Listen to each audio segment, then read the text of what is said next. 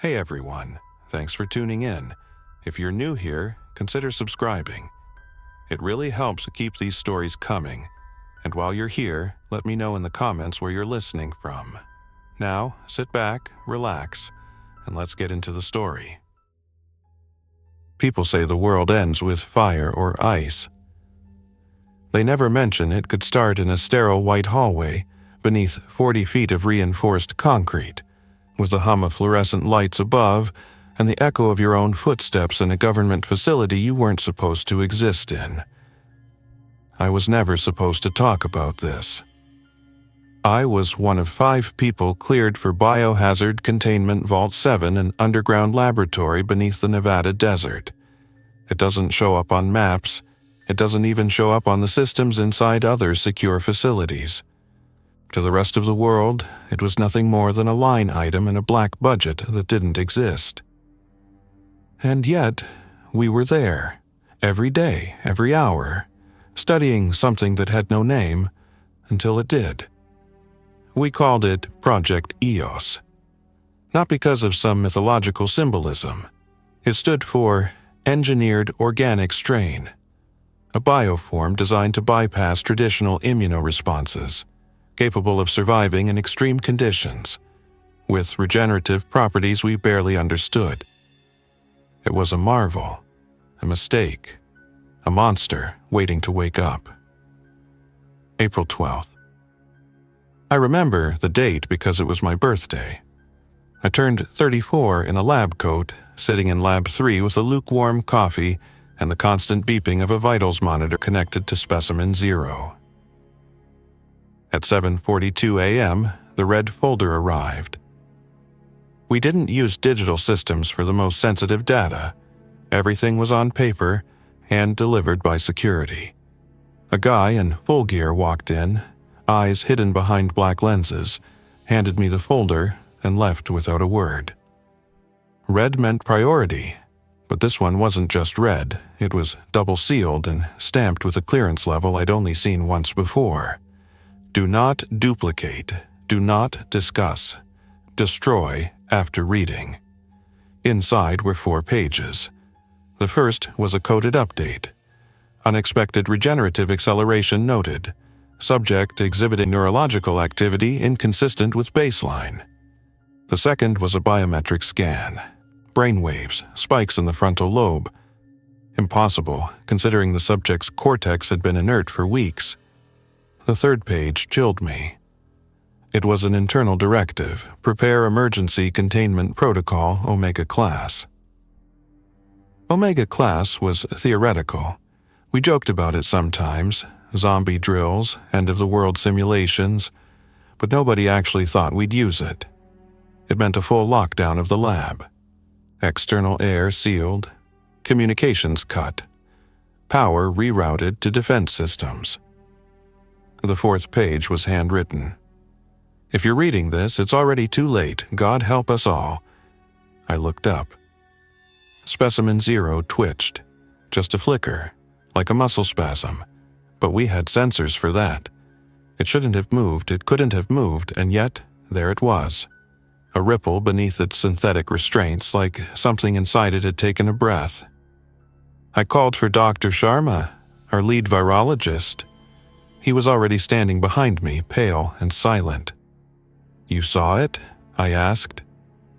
He just nodded. It's waking up. I didn't ask how he knew. His voice was empty, numb. The alarm started exactly 17 minutes later. Not the usual soft chime for clearance levels or door access. This one was different. A low, pulsing tone that made your bones vibrate. Every hallway light turned crimson. Emergency shutters began descending over the observation windows. Automated voices began repeating the words.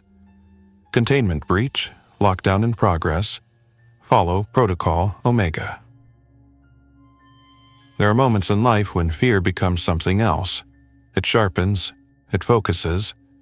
You stop thinking about your future, your past, your name. You become something primal. A survivor. I turned back toward the tank that held Specimen 0. It was empty. The glass hadn't shattered. There was no sign of force, just a faint smear of fluid trailing down the inside wall and a handprint, not pressed, dragged. It had woken up, and it had left. But we were 4 levels underground.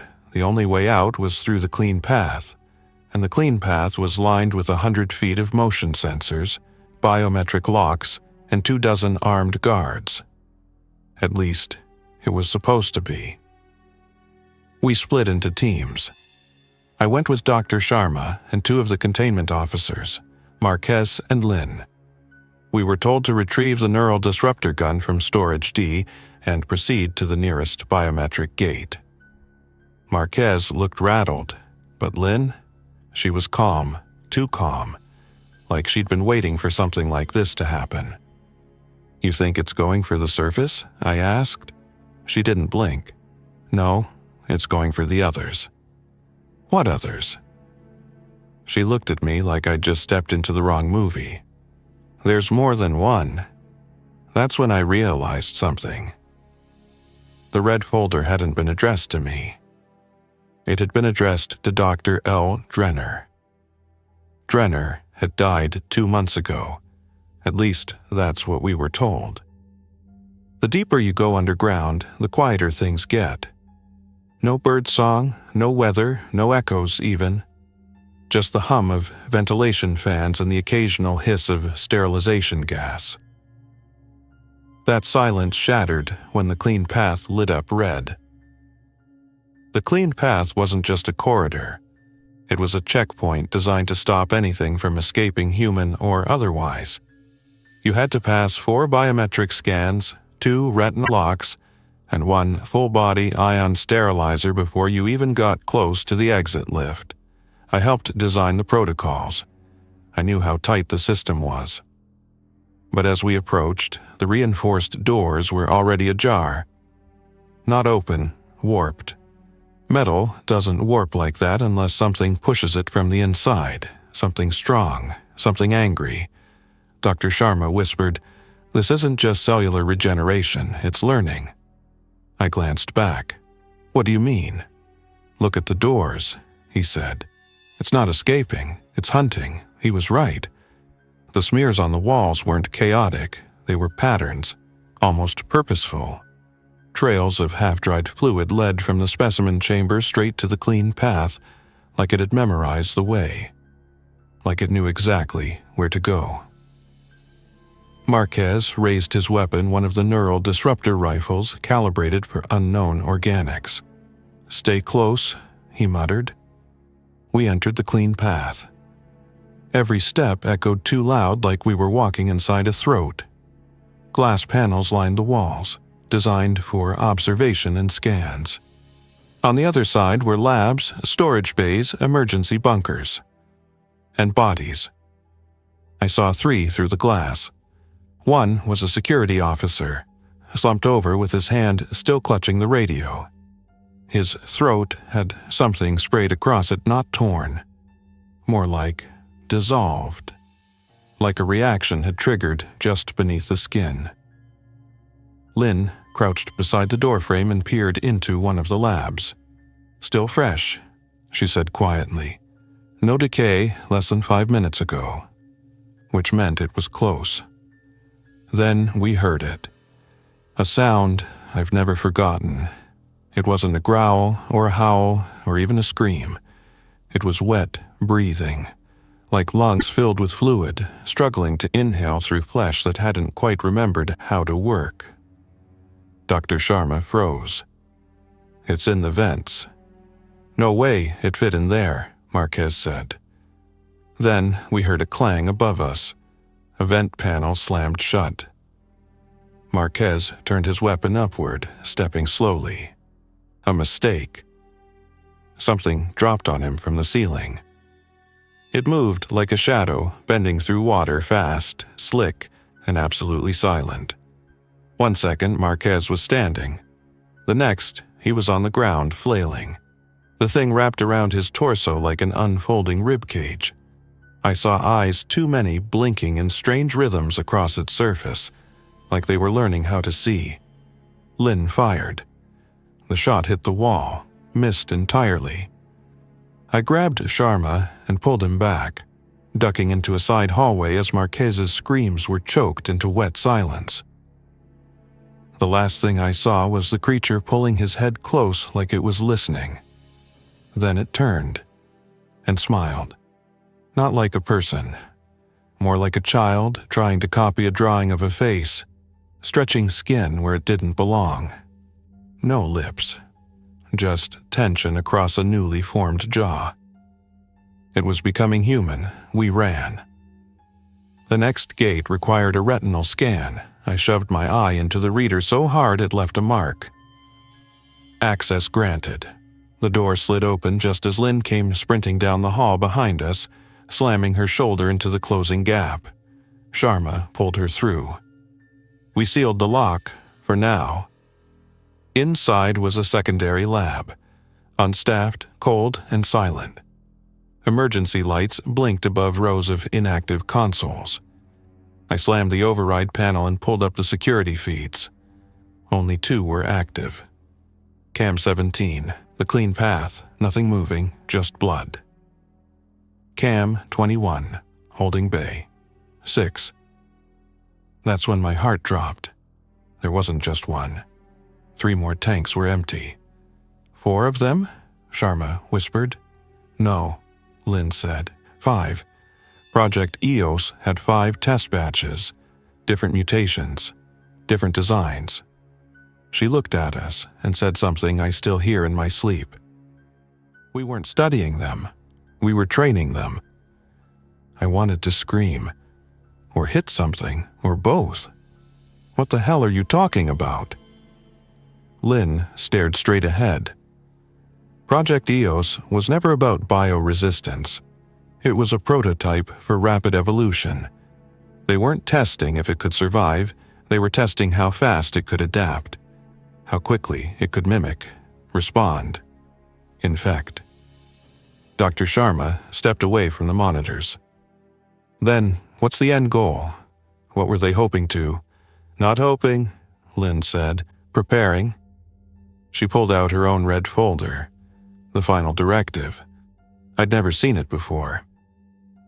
In the event of subject awakening, isolate all personnel, engage adaptive protocol, collect data until local failure. Do not evacuate. Wait, I breathed. We're not supposed to stop it. We're just test subjects? Lynn didn't answer. The lights flickered. And that's when we heard the second breach alarm. Not in our wing, in the upper facility, which meant something had already reached the surface. There are moments when everything you've been trained to believe just stops working.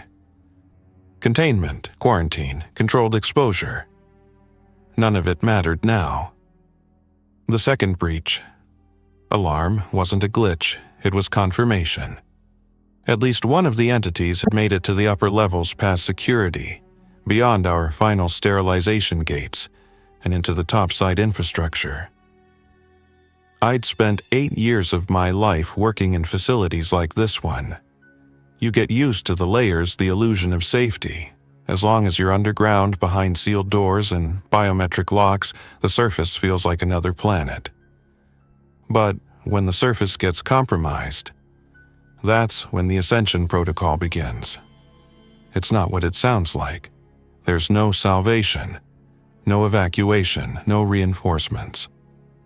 Ascension protocol is a full purge. Vaporize the exits, flood the airlocks with neurotoxins, burn every hallway with thermobarics, even if personnel are still inside. The goal isn't rescue. The goal is containment through erasure. I turned to Lynn. How long until they trigger it? She checked her watch. If the breach hit the surface, 20 minutes, maybe less. Dr. Sharma looked pale. Then why are we still alive? Lynn didn't answer, just pointed to the maintenance hatch in the far corner of the lab. You've had a way out this entire time. No, she said. I have a way down. Sharma and I stared at her. "There's a sub-basement," she said. "Level 0. It's not on the blueprints, not on the keycards. You need dual biometrics to access it. One from a high-level scientist, one from Project Security." I realized then why I'd gotten the red folder. I was never supposed to read it. I was supposed to carry it to Lynn. My clearance, her authorization. Together, we were the key. "What's on level 0? I asked. Lynn exhaled slowly. "Proof." She didn't elaborate. We followed her through the hatch. The tunnel was narrow. Pipes lined the walls like metal veins, leaking warmth and chemical residue into the air. It smelled like rust and old surgery. After 15 minutes of descent, we reached the vault. 2 readers, one for the eye, one for the hand. Lynn went first. Then me. The door opened without a sound. Inside was silence. A room unlike anything I'd seen before. Not a lab, not a holding cell. A cathedral of glass and steel. Tanks lined the far wall. Tall, vertical chambers filled with dark fluid, each containing something. They weren't active, no movement, no lights, just silhouettes floating in viscous black. But it wasn't the tanks that stopped me cold. It was what was growing on the walls. Flesh. Tubes embedded in it, pulsing slowly, nerve strands twitching like roots. It was like the lab itself was alive. Sharma approached one of the growths and gently touched the edge. It flinched. "I think it's aware," he said quietly, like a nervous system spread across the structure. Lynn walked to the center of the room and placed her hand on a podium. The room responded with a soft chime. That's when the realization hit me like a punch in the stomach. "They didn't escape," I said. "They were released." Lynn nodded, deliberately. 1 every 3 months, different variants, each with a unique adaptation set. Camouflage, hive intelligence, bioacidic blood, bone armor. "Why?" Sharma interrupted. "Why would anyone do this?" "Because they were never meant to be stopped," Lynn said. She walked to a console, inserted a data key, and activated the primary log. A voice filled the room. "Initiating Project Eos field trial. Objective: evaluate adaptive capacity in live urban environments. Phase 3. Unleashed entity has reached critical evolution threshold. Human mimicry successful. Host-to-host infection rate at projected parameters. Containment deemed non-essential. Ascension protocol postponed until natural saturation point." Sharma stepped back in horror. "They're watching it unfold," he whispered, studying it. "No," I said. "Feeding it." Lynn finally turned to face us fully. Her hands were shaking. "You don't understand. These things aren't just bioweapons. They're not accidents. They're not test subjects. They're prototypes." "For what?" I asked. And then she said something I wish I could forget. "For replacement." She pointed at the walls, the growing tissue, the twitching veins, the sensory nodes. "This isn't a facility," she said. "It's a womb." A shadow passed over the tank labeled EOS-E. Inside, the fluid began to bubble. Something had stirred. Dr. Sharma leaned in. "Is that one still viable?" "No," Lynn said. "That one's final stage. No human traits, no containment systems. Once it activates—" She didn't finish. The pod cracked. I backed away. EOS-E was beginning to awaken something far beyond the others. It didn't resemble a person. Not even close. It was long, serpentine, segmented like an insect with too many limbs. Its body shimmered with translucent muscle, like it hadn't decided what form it wanted to take yet. Its head, if you could call it that, turned toward us. No eyes, just a mouth. Smiling. The lights blew out. In the pitch dark, the only thing we heard was a whisper coming from everywhere at once. New hosts detected. Pitch black. No power. No backup lights. Just a hiss in the air like something exhaling slowly from every wall. And under that sound, another. Wet, skittering, close. Dr. Sharma whispered my name, but I couldn't respond. My throat had locked. My breath felt thick like the air itself was resisting my lungs. Somewhere, in that dark, EOSE was moving. Not walking, not running. It didn't need to. Its presence moved like a tide, a pressure in the air that made every hair on my arms rise. The facility was adjusting to it. Walls flexing. Vents pulsing.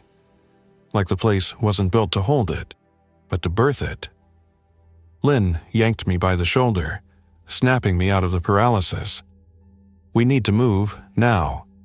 She triggered a flare.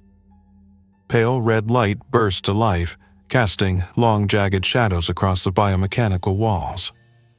The growths twitched away from the heat, curling into themselves. Sharma stumbled behind us, clutching his satchel. "Where does this tunnel lead?" "Maintenance shaft," Lynn said. "It was a recovery route during the early stage trials. It bypasses the clean path entirely, cuts straight to the freight lifts." "Will it take us up?" "No," she said, glancing over her shoulder. "It takes us deeper." I didn't argue. We had no weapons left. The disruptor was with Marquez or whatever was left of him. Down was the only direction EOSE wouldn't expect. Or so we hoped. The maintenance shaft narrowed into a vertical drop. Ladder rungs stretched down into black. The air here smelled different, more organic, like spoiled blood and ammonia. Lynn dropped first. Sharma went next. I hesitated. One last look behind me. The flare was almost out. And in that dying light I saw it. EOSE standing at the edge of the shadows, watching. Its body had changed. No longer serpentine now, tall, humanoid, its limbs too long, too smooth. Skin stretched like plastic over wet bones. Its head was tilted, as if studying me, and then, in my own voice, it spoke, "Come down." I dropped. The shaft was longer than it looked easily 5 stories down. We landed in a tunnel lined with curved walls, almost like a sewer, but too clean. Too perfect. The material was warm beneath our feet, like we were walking inside a lung. Lynn's voice was tight. "This wasn't here a week ago." Sharma spun. "What do you mean?" "I've been down here before. It was steel, dry, dead. This?" She motioned around. "This is new tissue. It's growing, fast." The facility was transforming. Being rewritten, EOC wasn't just evolving itself, it was reshaping the entire lab into something alive. As we moved, the tunnel began to branch.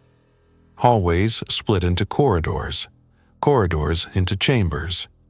Each one slightly different, some narrow, some towering and echoing with distant whispers. We passed rooms filled with strange shapes curled in corners, like larvae waiting to wake. The flare died.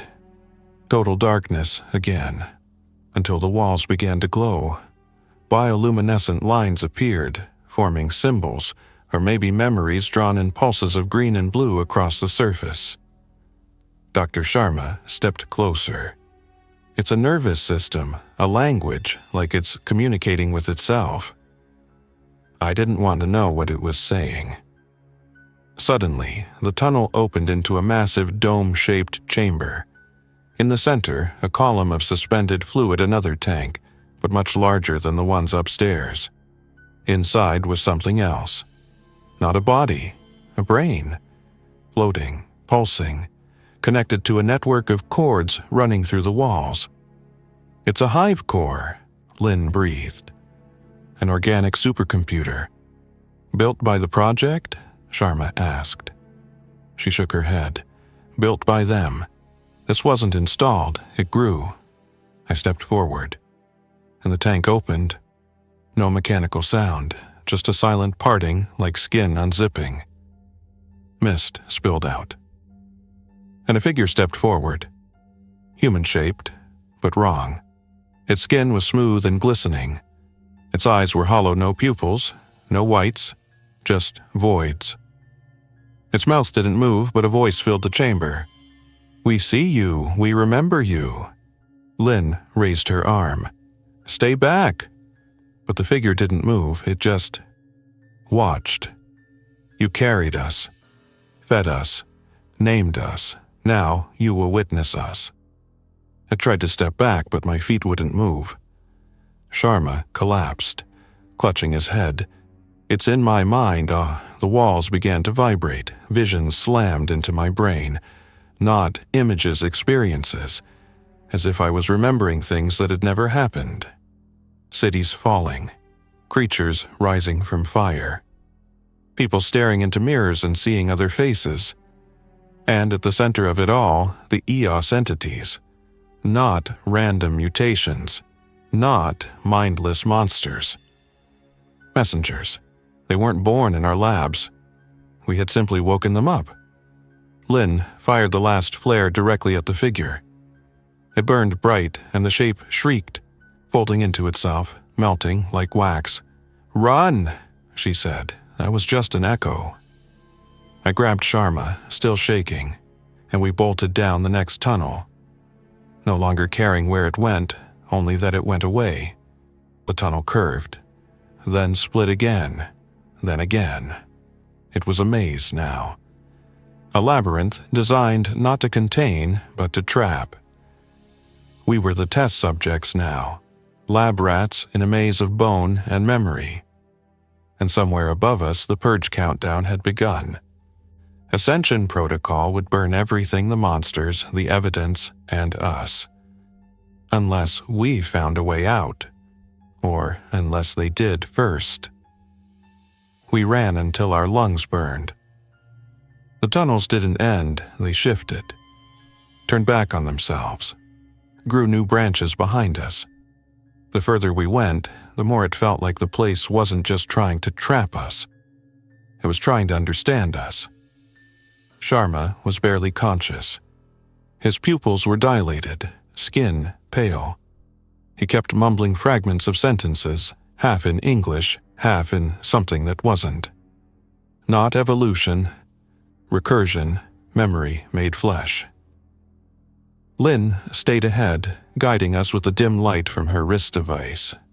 It barely worked anymore. The electromagnetic interference down here scrambled everything. And the deeper we got, the more that buzz started building in our ears, like static, or a signal. A low-frequency pulse that made your teeth itch. Eventually, we reached what looked like another observation chamber, but this one was inverted. Instead of windows looking into cells, it had windows facing us behind them. Rows of dark rooms, each lit by a single swinging bulb. Inside, people. No, not people. Replicas. Dozens of them. Dressed like staff members. Their eyes blank. Their bodies twitching in odd, puppet-like rhythms. One lifted its hand in sync with mine, a perfect mirror, 2 seconds behind.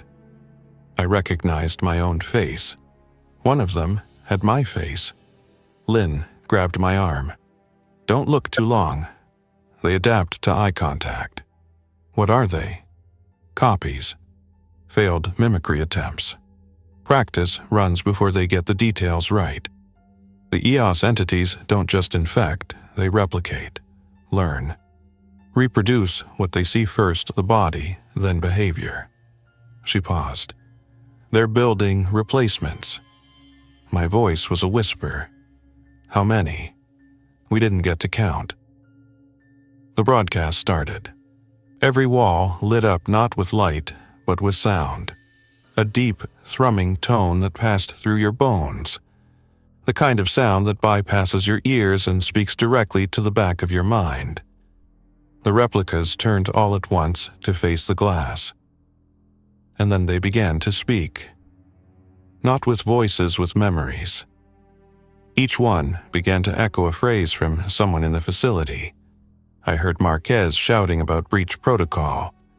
Dr. Sarah's laugh, even the guard who handed me the red folder, his exact tone, pitch, inflection. The Eos entities weren't just copying the living, they were recording them. Storing human thought, behavior, memories. Not to learn from us, but to replace us. The windows went dark. A new voice echoed through the chamber, low, steady, calm. "Hello, Control. Field report, Phase 3. I froze. The voice was mine. "All subjects terminated. Breach successful. Ascension protocol proceeding as scheduled. Requesting extraction." Sharma turned, shaking. "That's not you." "I know. They're using your voice, reporting to someone." The implications sank in like cold lead. This wasn't a local experiment.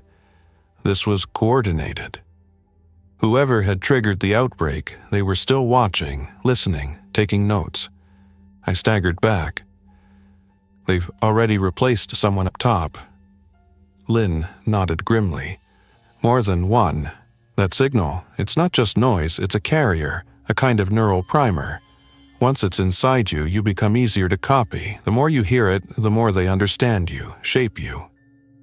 Sharma's eyes flickered toward the ceiling. "We're data, running through a pipeline." That's when the broadcast shifted. The low tone broke into a higher one, sharper, more urgent. A message. "All units, final phase initiated. Deployment through surface nexus in 1200 seconds. Hosts at threshold capacity. Prepare for overwriting." Lynn's face went pale. "Surface nexus," she repeated. "They're not waiting for the purge." "They're going to the surface," I whispered. "No," she turned to me. "They're going through it. The purge will help them vaporize the organic shell, leave only the pattern, the signal, the instructions." Sharma began tearing open his satchel, pulling out a portable drive, one of the black boxes we used during Level 7 emergencies. "This has an uplink," he said. "Old school, satellite pulse, one-time use. If we can reach a transmission relay before the purge hits, we can warn someone." "Someone?" I asked. "Who?" "Anyone still human," he muttered, assuming they're still listening. Lynn handed him the red folder. "Put it in there," she said. "Every log, every image, they need to know it didn't start here. This was a test city, a controlled burn." The ground trembled. Screams echoed from somewhere behind us. Not human. Not even trying anymore. Sharma nodded once. "Then let's move." We ran again, through arteries of tissue and wire, past failed bodies and twitching walls. Up ahead, we saw a relay tower embedded in the ceiling like a spike. It wasn't part of the original lab. It had grown from the floor, climbing toward the surface. At the base, a hollow socket like it was waiting for something. Sharma shoved the drive in. The entire tower shook. A pulse of blue light shot upward. The signal was out. For one brief moment, someone out there knew. Then the floor split open. Eos E emerged. Only it wasn't Eos E anymore. It had grown, twice the size, shimmering with synthetic bone and muscle. Its mouth split open into a spiral of teeth and tongues, and from deep within it spoke. "You were always the architects of your end." Lynn screamed and fired a flare at its eye cluster. The impact staggered it. "Run!" she yelled. I grabbed Sharma and bolted for the lift at the far end of the hall, an emergency cargo elevator built into the back wall. Lynn didn't follow. She turned back, drawing her last charge from her belt. "You sent the warning," she said. "Get it out." The doors closed as Eos E lunged. Lynn vanished in the fire. We ascended, the tunnel above us shaking, filling with smoke and debris. The countdown had reached its final phase. The purge was coming, and we were heading straight for the surface. We rose in silence. The cargo lift groaned through levels slick with smoke and biotic residue, the air growing colder with each passing second. Somewhere far below us, Lynn's sacrifice had slowed the creature. But I didn't believe it had stopped it.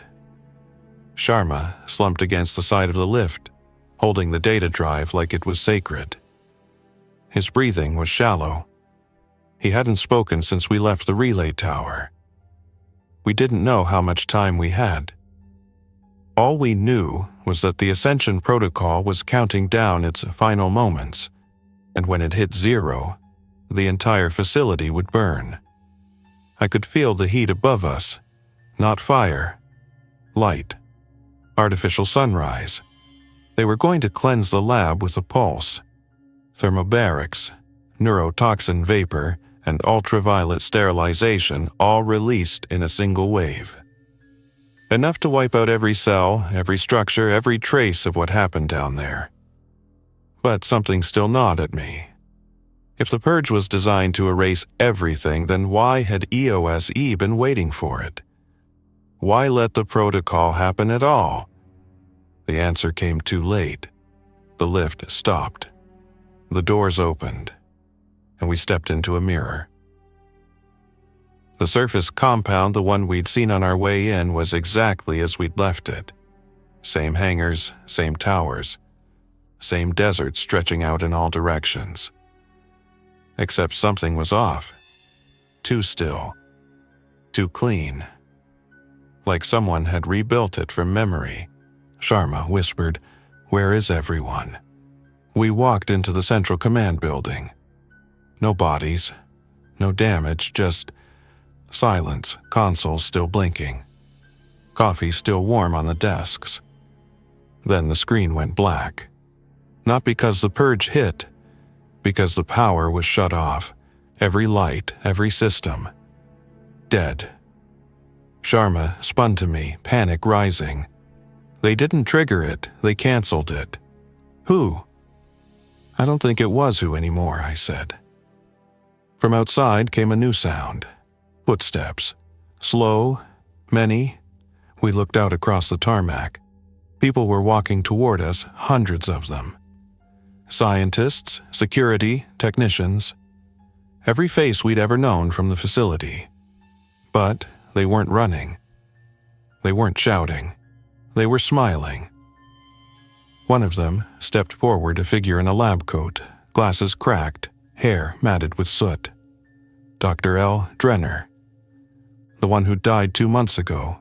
He raised a hand and waved at us, cheerful and calm, like we were old friends meeting again after a long absence. Then he spoke. "You made it. Welcome to the first day." Sharma backed away, trembling. This isn't real." "No," I said, "it's post-real. They didn't just copy our minds. They copied the entire facility, reconstructed it, like software booting into a new environment. They weren't hiding from the purge. They were waiting for it to fail, or be overridden. And now that it had, they were free." The hundreds of smiling figures stepped closer, perfectly in sync. Identical movements, blinking at the same intervals. Not a crowd, a network. "Why us?" I called out. "Why let us survive?" Drenner tilted his head. "Because you're the ones who will explain us. Carry us forward. You've already begun." He pointed at the drive in Sharma's hand. The data, the message we sent. They wanted it shared. Because they weren't trying to destroy humanity. They were trying to become it. Sharma collapsed to his knees. I just stood there, watching the sky change color, not the sun, not clouds, just a soft, unnatural hue, spreading across the desert like infection blooming in blood. We'd made it to the surface. But the surface wasn't ours anymore. The lift behind us clicked open again. Something stepped out. EOS-E. Now fully evolved. It didn't need to speak, it just stood beside the others, tall, shimmering, proud. and smiled. They weren't hiding underground anymore. They were here. The experiment was over. This was the first day. Thanks for listening. If you enjoyed this story, don't forget to like and subscribe. Your support keeps these creepypastas coming. Until next time, stay alert, stay safe, and never ignore the feeling that something is watching.